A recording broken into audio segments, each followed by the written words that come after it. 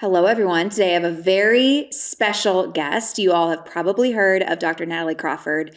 She is the co-founder of Fertility, a fertility practice here in Austin. She is board certified in OBGYN and reproductive endocrinology and infertility. That is a mouthful. It is. Wait, you say it. Reproductive endocrinology and infertility. Okay, there we go. Board certified in both. And she's the host of As a Woman podcast. She won Best Fertility Specialist in Austin. She is stacked with accolades. She's been on podcasts like The Huberman Lab and Diary of CEO, and I'm sure, hundreds of others at this point? Anywhere that I can spread my message and help women understand their bodies better, I am going. Yes. So we are very excited to have you on today. Thank you so much. I know you're so busy. Well, thank you for making this a priority and for having me. I'm excited to be here. It's important to me. It's important to our listeners. So I'm very excited for the listeners to learn from you today. So we want to start we're breaking this interview into two different episodes. This episode will be all about what someone should know about their reproductive health. So whether or not someone is trying to have kids now, let's say someone's not trying to have kids now in the immediate future, or maybe they never want kids. What should everyone know, both males and females, about their reproductive health? I mean, this is such a big topic and I love it. And I love this angle because really current society, we don't really think about our fertility until we want to get pregnant or until we're having trouble getting pregnant. And there's this idea that for so many people, having children is a life goal, but it's a life goal that we don't learn about, we don't plan for. We essentially kind of put it to the side until suddenly we're ready. And I always say it's like, okay, now we're going to just hope and go for it, is the approach that so many people take when they're kind of starting their family. Your fertility is actually a marker of your overall health, which what we mean by that is that when you have trouble getting pregnant, sometimes it can represent that there's underlying factors in your body that might impact your overall health, can impact your future health. Similarly, your body gives you so many clues about your hormone health and how things are functioning. And there is data that you can get all the years you're not trying to get pregnant that really can make a difference for you. And we're going to dive into some of that. When I think about this, I always think about your menstrual cycle, learning what is normal for you, learning to track your cycle. We have to think about ovarian reserve, or how many eggs that you have. Are you normal for your age? Are you running out of eggs, and what that might mean and how that impacts your goal? And then we have to think about the fact that all of the choices you make the years you're not trying to conceive, they actually can build up inside your body and make a huge difference when you are in fact ready. So if we view your fertility like any potential life goal, we want to have our healthiest self. We want to be of a normal weight. We want to have good energy. If you want kids one day, I want you to be able to have them. And we want to have longevity in our life, and not just our life, but our health, right? And so learning these things about your body at an earlier age allows you more of a runway and more of an opportunity to make positive impacts and learn how to be an advocate for yourself along the way. Yes. And you say the menstrual cycle is a vital sign, which yes. I love that. So that's one of those indications that with your not trying to conceive in your earlier in your reproductive years or whatever, that you could kind of take a look at. So what are some? Absolutely. So when we think about the menstrual cycle being a vital sign, let's just think through what happens in the menstrual cycle really quickly so that we can understand what happens when it goes wrong and what you should be looking for. The number one sign that you have good hormonal health is having a regular, predictable cycle.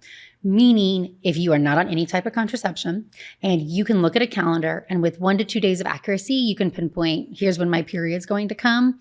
That is going to be a very good indicator that some key reproductive hormones are working appropriately. Doesn't mean everything is, but you've already checked one box. In the same breath, there are so many different stages of menstrual dysfunction, meaning it's not just, do you have a period or do you not? Which is what most women think. So many women say, yeah, I get a cycle, it's fine. But when we get into the nitty gritty, if they really learned about their cycle in the different phases, they would be able to identify some of the earlier signs or the more subtle signs of ovulation disorders that could lead them into being their healthiest self a lot earlier. So when it comes to the menstrual cycle, like to think about it's a delicate connection between the brain, the ovary, and the uterus. And so the brain is sending out hormones to tell the ovary what to do. So I always view the brain as like hormone command center. The analogy I use for this is sometimes thinking about like your body like an airport. So if the brain is the command center, if the ovary is the airplane, if you've got the runway, which is your uterus, and then the environment is the environment of your body. So all of your hormonal signals are communication signs. So those are the messages that the command center are sending to the plane or the plane is talking back. So at the start of a month, you have a group of eggs available. And so each egg grows inside a follicle. The brain sends out follicle stimulating hormone, or FSH, and FSH is a well-named hormone. What it does is it stimulates a follicle to grow. And as that follicle grows, the egg matures and it makes estrogen. Now, estrogen is the hormone that the female body loves. This gives you energy. This makes your skin glow. This makes your sex drive higher. And when your estrogen gets to its peak level, that is a sign to the brain that you have a mature egg. And then the brain will send out a second hormone called LH, or luteinizing hormone, which will let that follicle rupture. The egg will be released, and then the follicle will reform, and it becomes something known as the corpus luteum. And the corpus luteum is what makes progesterone in our body. So LH then, in the second part of their cycle, is sent out from the brain in pulses, stimulating pulses of progesterone to be made. What's so fascinating is that this corpus luteum can only live for 2 weeks. So if you don't get pregnant, this corpus luteum will die, your estrogen and progesterone will decrease, and then you will get a period. And the process starts all over again. Well, for women, we're only aware of this runway show, right? We're only aware of the period. So we only know when we're bleeding. We don't really think about all of the other factors that are going in to having that cycle in a regular and a predictable fashion. Actually, there's a spectrum of menstrual abnormalities. So that first half of the cycle, where the egg is growing in the follicle, is known as the follicular phase. The second half of the cycle, where you have the corpus luteum making progesterone, is known as the luteal phase. So the first actual clue of a menstrual abnormality is where you have a luteal phase defect, meaning the luteal phase is not as long as it needs to be. So typically, if this is 10 days or less, that is a short luteal phase, and that's the first sign of an ovulation disorder. So you may still actually have regular periods, but if you're not tracking when you might ovulate, or if you don't know any of these body signs, you could be missing this first one. Well, then the next kind of stage of ovulation disorder is having a longer follicular phase. And what that means is now it takes the brain sending out more FSH to try to get an egg to grow. So now it's taking you longer to even get to ovulation. And so now your periods are longer. Instead of every 28 days, maybe it's 37. After that, you go to your regular cycles where you're skipping months, and then eventually no period at all. So obviously, if you have no period, that's abnormal. But even some of these luteal phase defects or these slightly long follicular phases, these are representing that things are not right inside your body. This is your body waving a red flag, asking to try to get to the bottom, get to that root cause of what is going on. But in order to know that, it starts with a good understanding of what's normal for you, and then an understanding of how to track your body and how to know what's normal and not. And that's going to be step number one, is learn your own menstrual cycle health. And I know that so many young women are on contraception. Obviously, if you're on hormonal contraception, the bleed you're going to get is an induced bleed. It's not actually a sign of your hormone function. And so that can mean it's not harming your body if you take the birth control pill, but it's going to mean I'm not getting data from you during that time. So if you want to be pregnant, I want you to stop the pill long enough ahead of time so that your body can show me what your menstrual pattern is. And we can identify those abnormalities earlier. And so if something's not normal, we can start the workup and we're not behind the game. So I always say if you're on the birth control pill 3 to 6 months before you want to get pregnant, you should consider coming off the pill so you can track those cycles and really get in touch with what's normal for you. Or if it's abnormal, we don't waste time. We go in straight away to start to get an evaluation. If someone has been on birth control for a really long time, and let's say they're not planning on having kids in the near future, do you recommend getting off birth control for a certain amount of time just to see where their body's at, to know if they have any of those red flags? Because if reproductive health is a sign of overall health, wouldn't you want that data whether or not you plan to have kids? This is always going to be where risk versus benefit for an individual person is going to differ, right? If the birth control is potentially helping you with some other medical problem, then you might not want to come off of it. If you're in a relationship or you're not, but having kids is a definite no-go. It's a very reliable form of contraception. So there's arguments to be said that you definitely don't have to come off the pill to get this data, but understanding that you're not getting the data is important. One thing that I think that's worth mentioning is that you can't just go get a random hormone panel when you're on the birth control pill because it's going to influence your hormones. And so some hormones are totally undetectable. Others, there's a hormone called AMH, which is a marker of your ovarian reserve or how many eggs you have. And this is something I see a lot of young women in this position. They say, okay, well, maybe I want kids, maybe I don't. How's my body working? I don't want to come off the pill. Can I at least check how many eggs I have? That's a really reasonable thought. One thing though is that when you haven't been ovulating for a really long time, some of the cells in the ovary that make AMH get suppressed. So if we step backwards to think about what ovarian reserve is, I like to use this analogy and imagine that inside the ovary is a vault where all your eggs are kept. So you're born and this vault is full. Throughout your life, eggs come out of the vault and eventually the vault will be empty and you'll be in menopause. So we kind of realize this vault represents our reproductive lifespan. Every month you have a group of eggs coming out of the vault. And from those eggs, one is selected to ovulate and the rest of them are going to die. What's so fascinating is that the vault really wants to be at this perfect capacity. So if it's too crowded or you have more eggs come out every month. And if it's starting to get empty or you have fewer eggs, fewer come out every month. So the number of eggs available outside the vault is a surrogate marker representing how many eggs you have remaining. Well, the reason we're going into this is that each egg outside the vault makes a hormone called AMH. So we can draw this hormone in your blood, and the more eggs that you have, the higher AMH, the fewer eggs, the lower AMH. This is actually quite controversial in the fertility world, and I don't really understand why. To me, somebody finding out that they might be running out of eggs at an earlier age only gives them the opportunity to learn why and to try to change their game plan if they want to. It gives the power to the individual to say, I'm just going to see what happens, or I'd like to freeze my eggs, or maybe I want to start getting pregnant right now, or maybe there's a reason for this, like an autoimmune disease that impacts my full health. The American College of OBGYN actually says they recommend against checking AMH in young women who are not trying to get pregnant. And I've been a loud advocate that I don't agree with that. Their argument is that it might cause undue stress for somebody to find out that their AMH is low when it may or may not have an impact on your fertility. And what we mean by that is if somebody has 5 eggs available every month and somebody else has 20 eggs available every month. If we're just talking about natural fertility, you're both ovulating an egg, you're both ovulating 1 egg. If those 2 women are the same age, they have the same chance of getting pregnant. So there's this argument that it doesn't impact natural fertility. I think it's honestly an oversimplification because why do you have low ovarian reserve? And that could absolutely impact your fertility. Things like endometriosis, autoimmune disease, chronic inflammatory disorder. So there's some factors that may not, but it's not just so straightforward, I think, to say that that value doesn't impact your fertility.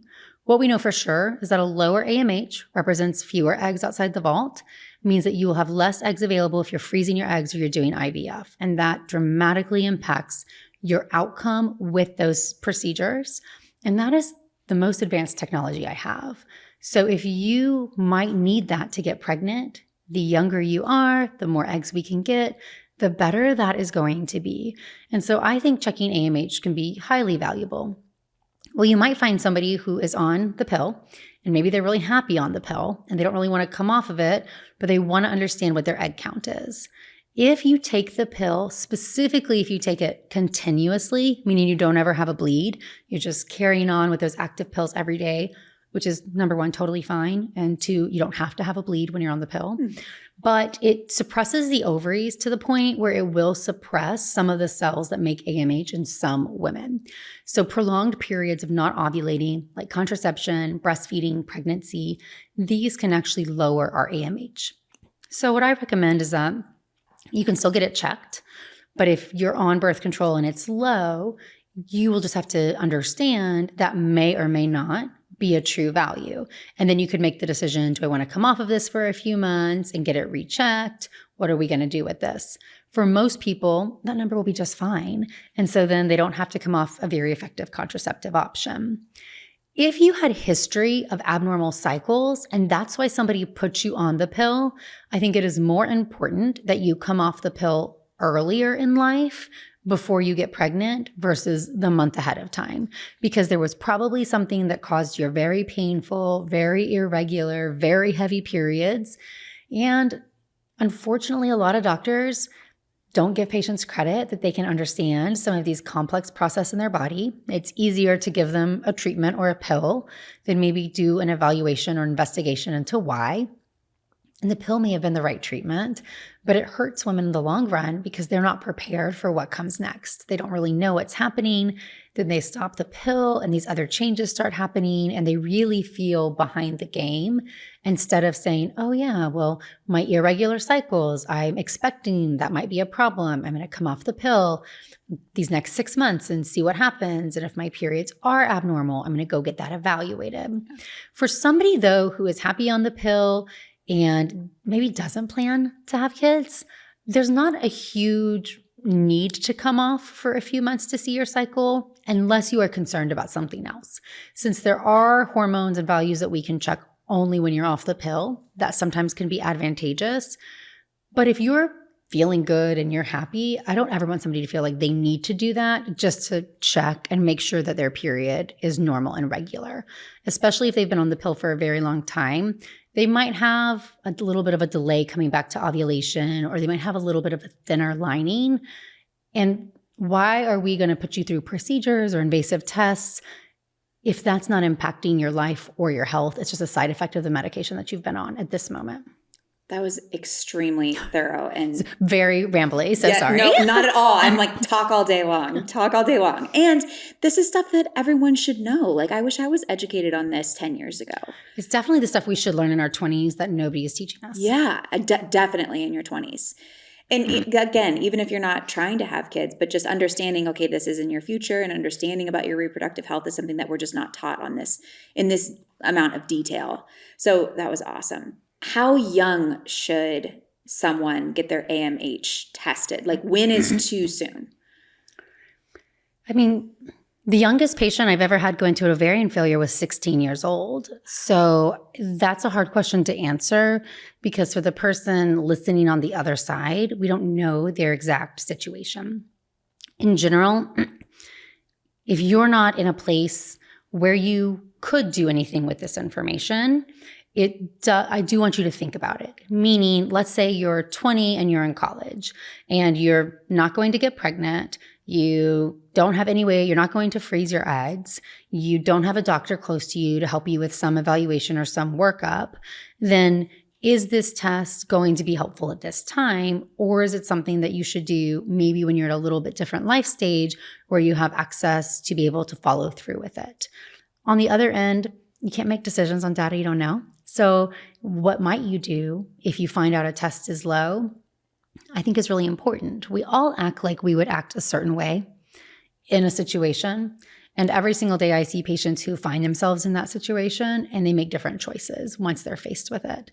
And I think we have to give ourselves grace that that's real life and that decisions are dynamic. Most of the time, I think the appropriate time to kind of check your AMH is when you're graduating college or, in your mid-20s. For the vast majority of people, their AMH will be just fine. For people who are having a low AMH, will still be at the time where they can intervene, meaning it is unlikely that that woman is totally out of eggs. And so capturing somebody, in my opinion, when they have low ovarian reserve, but not no ovarian reserve, that's the sweet spot because nobody wants to freeze their eggs or go through IVF. Nobody wants to do that. But if you're faced with the opportunity to do that at 24 and have potentially kids in the future versus finding out at 32 that you're now an ovarian failure and there's nothing you can do, that's a very different choice that you were able to make or not make. So I think that if children are a life goal, specifically if kids are a life goal, being able to have that information earlier is only empowering. A normal value right now doesn't mean you can get pregnant. It just tells us you're not running out of eggs. It doesn't mean that you won't run out of eggs at some point. It just means you're not running out of eggs right now. But on the other end, if you're running out of eggs right now, why? Are there things that you can change in your life that could slow that process down? Is there some inflammation you're being exposed to? Do you have a chronic inflammatory disease? Do you have an autoimmune disease that's not been diagnosed? Maybe there's something genetic and you can't do anything about it, but it changes how you feel about having kids. So I think the answer to me there is if I could rewind the clock, I wish this for myself, but I wish that as a whole, women would take fertility and childbearing as a life goal if it is for them. If you think there's a 1% chance that you want a child one day, then I want you to be thinking about it before you're ready for that potential moment. Understanding that there are circumstances you may not control, like the economy or having a partner and all these other factors that play into when we actually choose to do that. But by learning about your body earlier, by knowing your ovarian reserve, I've had younger women find out their ovarian reserve is low, not zero, who make completely different choices in their life on all ends of the spectrum. But being the one to make that decision versus not being able to make it and having time make it for you makes a huge difference in your life and your happiness with how some of these factors in your life end up turning. I am interested in freezing eggs because I have a lot of friends going through it. And you mentioned that getting your AMH tested maybe when you're in your mid-20s might be a good idea, especially if you think kids are in the future. Can you educate us more about freezing eggs? Like when should someone look into this? When should someone wait? Yep. When you're asking the question, is the time to freeze your eggs? Is typically is my standard answer. But I think on a bigger picture, we definitely have studies that are going to come to this. When should you freeze your eggs? We have to understand that your odds of success with getting pregnant in general, right, come down largely to your age. Now, I like to think about why does age matter, and this will tie back to the egg freezing discussion. Inside each egg are your chromosomes. And, women's chromosomes are 46XX. And I always like to say these chromosomes are perfectly paired up with each other, and they're held in their perfect spot until you ovulate. So when you ovulate at age 25, they've been sitting in that position for 25 years. And when you ovulate at 38, they've now been sitting there for 38 years. And my analogy I like to use for this is imagine that these chromosomes are kindergartners in a line. So the longer that they have been standing in that line, somebody's going to get out of line. And the same thing happens to our chromosomes inside our ovaries. The more scientific answer is that the proteins that hold the chromosomes in place are just proteins like the rest of our body. And just like we get wrinkles and back pain and everything else as we get older, those proteins start to degrade.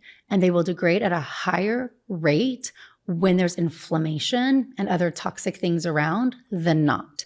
So even though age, just tincture of time, will add up, so will the choices you make along the way. And so this is why I always think that it's also important that we think about lifestyle factors, we think about inflammation and how that impacts our egg quality when it comes to wanting to conceive now, wanting to freeze our eggs now, or wanting to get pregnant in the future, and the state of what your chromosomes inside your eggs are exposed to. So because the older you are, you will have fewer eggs. And the older you are, you will have less chromosomally normal eggs. The process becomes harder as you age. Not impossible, but we're going to increase the odds that you might have to go through multiple rounds or multiple months. So a really simple explanation is to imagine that a 30-year-old would have about 20 eggs on average outside the vault. They would normally ovulate one, and about 19 would die. And the next month, they have another group. Now, of those, not every egg will fertilize or become an embryo. So when you go through the process, typically you see about 75-80% fertilize. So let's say 16 of their 20 fertilized. And then half of these would become an implantation embryo. So now we're at 8. Well, if you're 30, we should have more than half genetically normal, but we'll play low. So we'll say 4 out of the 8 are genetically normal. Okay, so you went through 1 cycle, 1 month of egg freezing at age 30. You had 4 genetically normal embryos. 1 genetically normal embryo has a 65% chance of turning into a baby. Okay, that's great. That's way higher than nature, but it's not 100. 2 embryos, not at the same time, but the cumulative odds are 88%. And then 3 embryos going through 3 transfers would be 95%. And so IVF is actually quite successful for the majority of people. But the big caveat, the big asterisk is if you have enough genetically normal embryos. That same person who goes through the process at age 40 might get 8 eggs on average. So if they have 6 fertilized and 3 grow out, and we have about 25% rate of having normal eggs at age 40, well, now I'm going to have 0 or 1 genetically normal. Doesn't mean I'll never find it, but you might have to go through 5 cycles or more at age 40 to have the same result you could have from 1 month at age 30. So you can see egg freezing, I like to view it as the first step of IVF, because what we're really doing is saying, I'm going to get this month's group of eggs all to grow. So whatever's outside the vault this month, I'm going to get them to grow. I'm not tapping into the vault. You're not going to go into menopause earlier. I'm not hurting your future fertility. Those are really big misconceptions that exist when it comes to egg freezing. But if I'm getting this 1 month's group of eggs all to grow, I'm going to then freeze them and then hope to use them at a later stage. So even if you don't go thaw those eggs to fertilize them until you're 40, suddenly they stuck in genetic time at age 30. So the younger you are, statistically, the better it's going to be.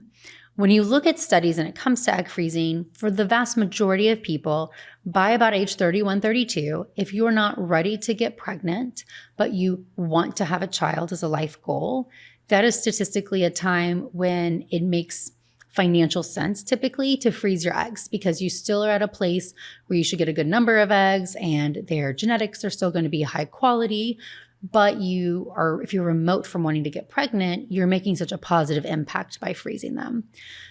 To simplify things, I think age 30 is a good time to start thinking about the process.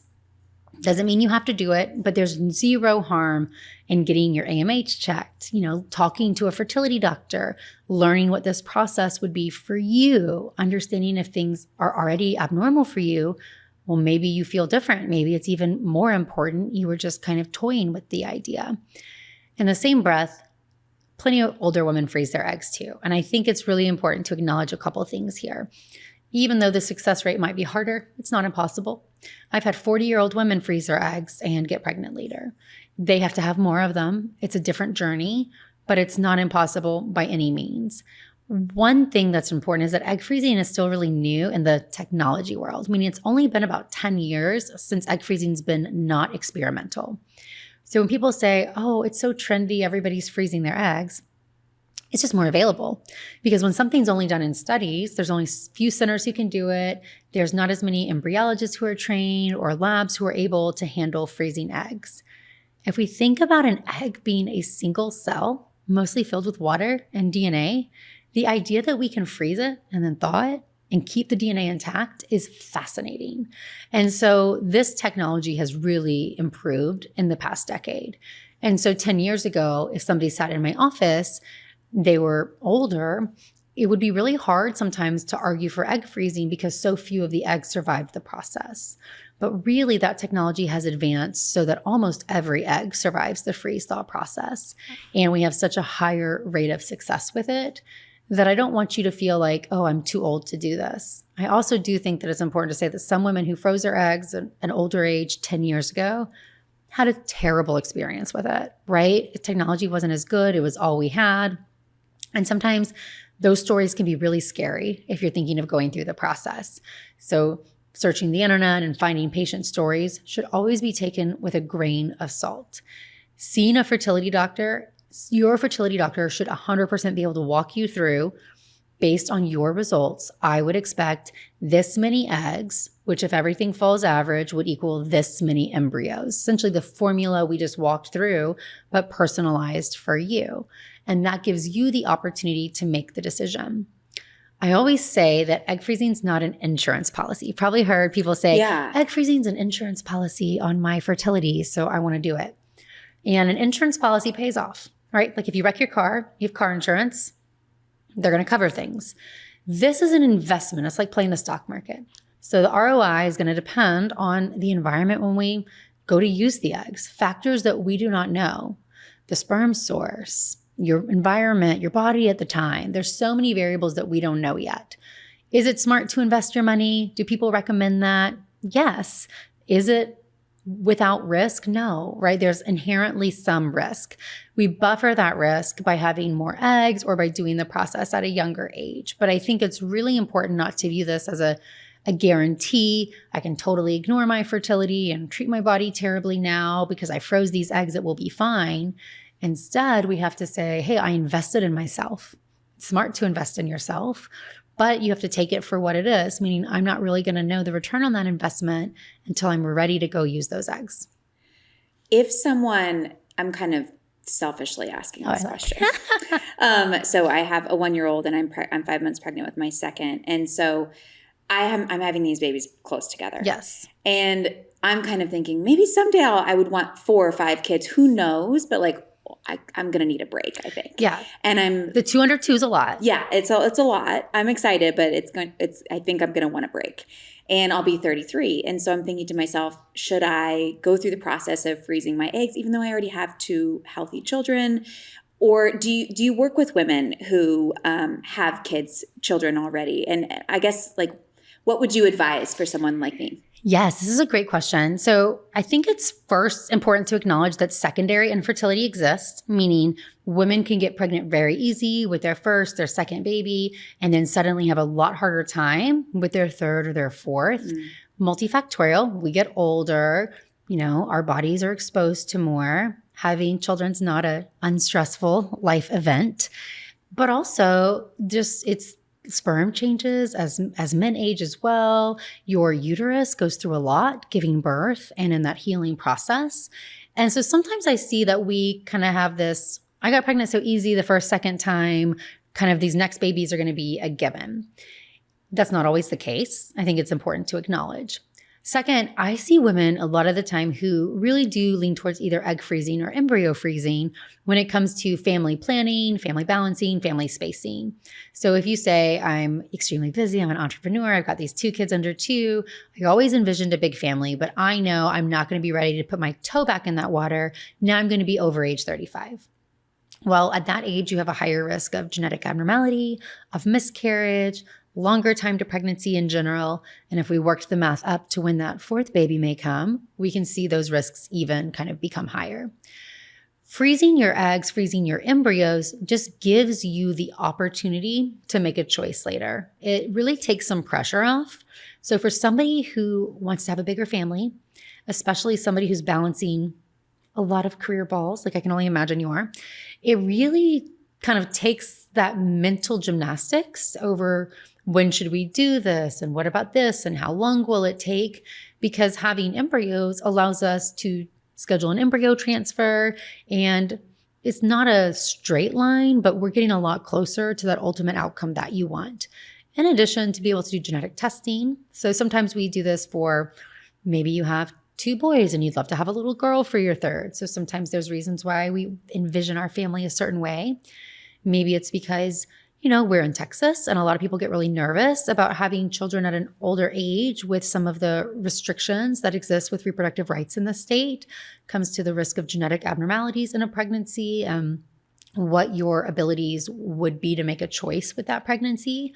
And so instead of putting yourself in that position, which sounds terrible, a lot more women are leaning towards IVF with genetic testing of their embryos so that they don't have to be in that position. So we see that the political landscape has actually changed how women in this state are utilizing reproductive technology that may be fertile. They may not have an infertility issue per se, but whether it is for social, professional, personal, religious, different beliefs, they think that testing the embryo state feels like a smarter choice for their family than what the risk might be from natural conception at an older age.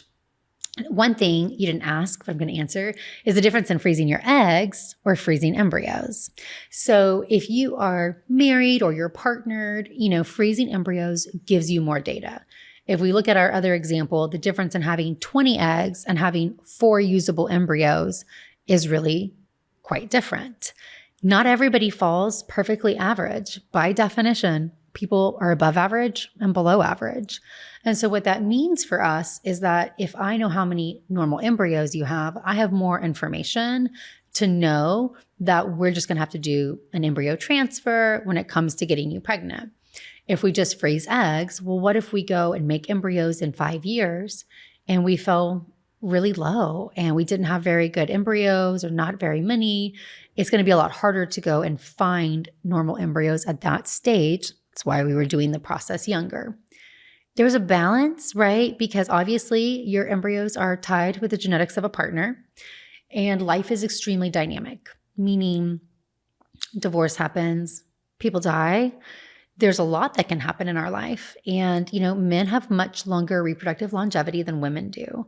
So there's also something to be said for freezing eggs is something, it's not everything. When you understand the limitation, you could make them into embryos now, but freezing eggs is about half the cost. It also gives you more reproductive autonomy in case something happens in your life, and yet you still want to have children at an older age. You could utilize those eggs, which might not be the case if they were embryos and a different life circumstance prevented.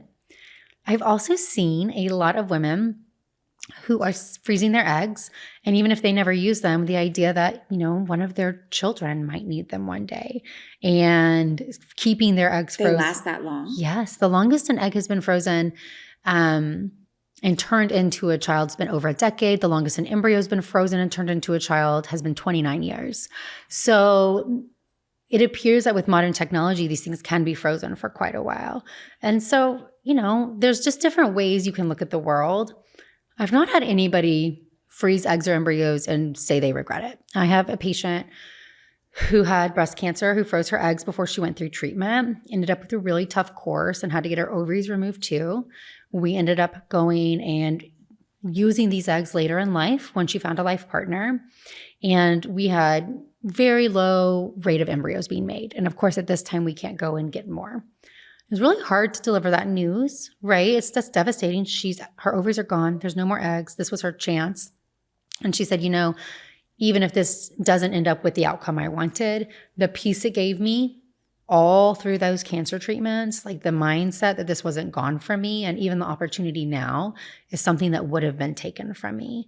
So even if the outcome may or may not be fully within our control, making the choice to try to do what you can to take control of it is really valuable, in my opinion. Yeah. This conversation is so empowering and enlightening. Again, my hope is that everyone listens to this episode. Everyone in the world listens to this. Because we'll share it with everybody. Everybody's got it. Yes. But truly, again, why are we not taught these things? Exercise. Obviously, we all know exercise is important. This is a fitness podcast. But can you give really specific recommendations for exercising for your reproductive health? Absolutely. Okay, so when we think about exercise, you can find any study, if you Google exercise and fertility, that will show you it's good and it's bad. And we have to step back and think bigger picture, because the word exercise, as you know, can mean a lot of different things. And it's going to be different for you based on, your body habitus, your goals, and where you are.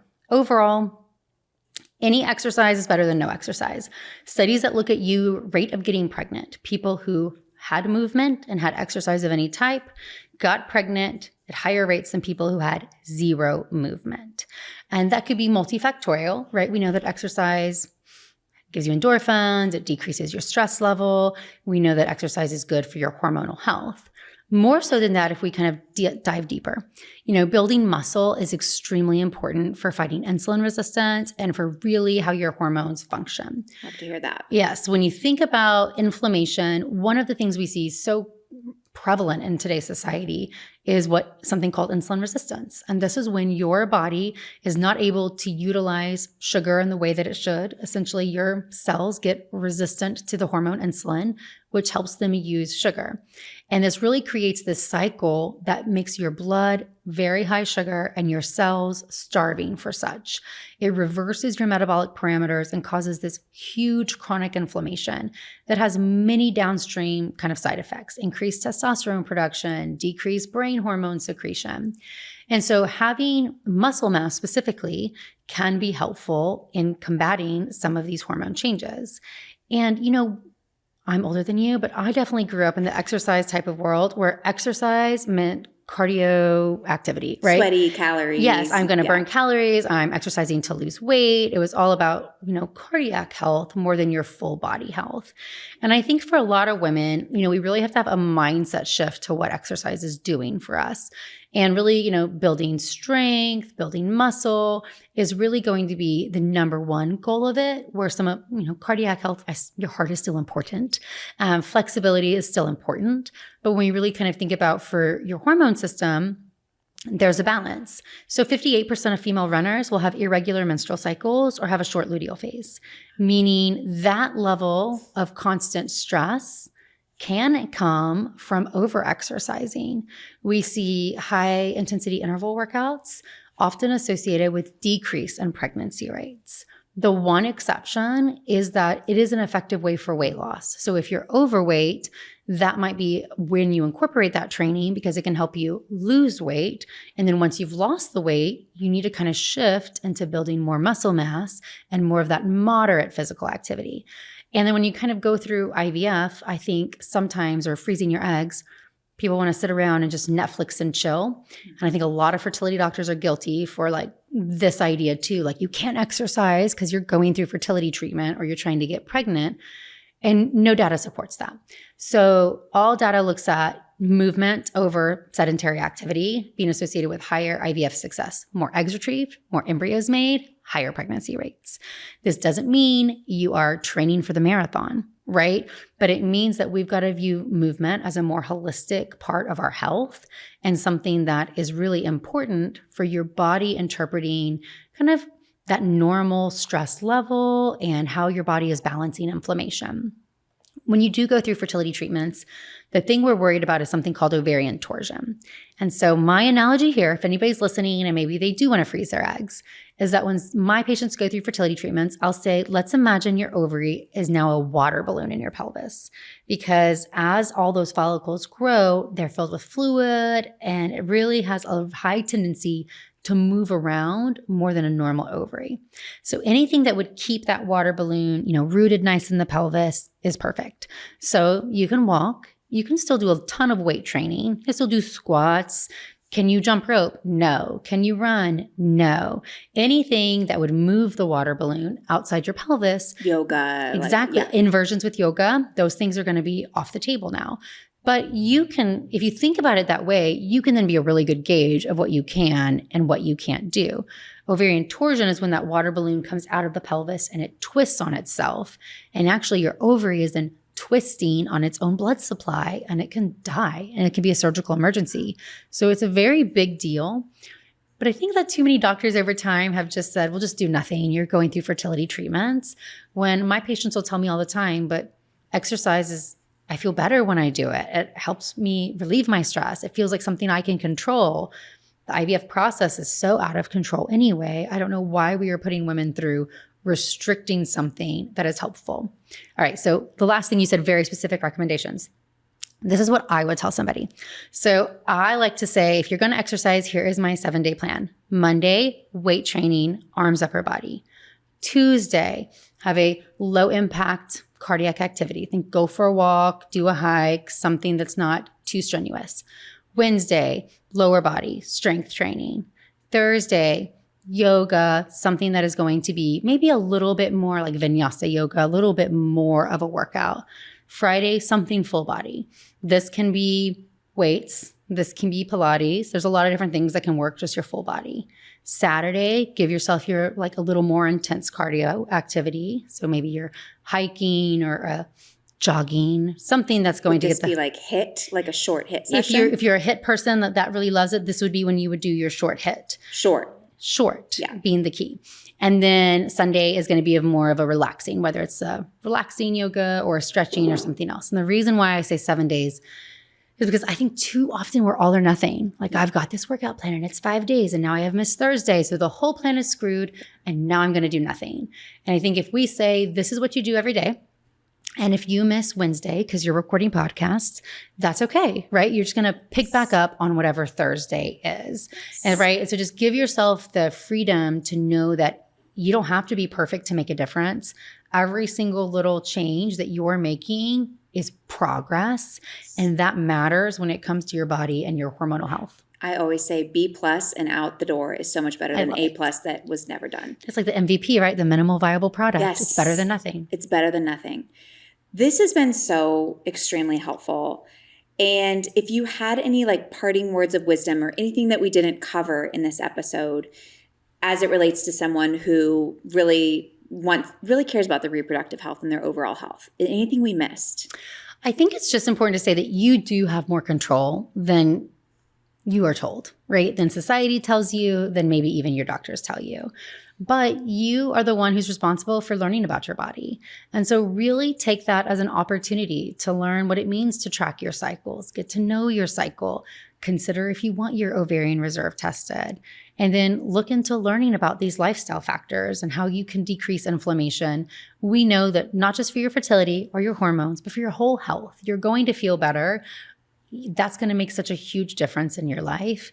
When I kind of present patients with a plan sometimes of you should eat this way or do this, and they'll give me this look, it's like, just do it for 30 days, right? But what we know is that if somebody can commit to a lifestyle change that decreases their inflammation, they're going to feel so much better. There's no going back. Totally. And so we are so accustomed to living in an inflammatory world. We are exposed to things all the time. Just think about the diets we had when we were children. And we really have to start reversing that damage sooner than later. And you absolutely can do it and can make a positive impact in your health. I love this. Tell the listeners where they can find you if someone wants to work with you, all the things. Thank you. Well, my fertility clinic here in Austin, as you said, is called Fora Fertility. So Fora. You can go to forafertility.com and learn about that. And then my podcast is As a Woman. And then I'm on Instagram at Natalie Crawford MD. And you can reach out and find all the things. Yes. Her podcast is incredible. Her social media is incredible. So y'all go follow her.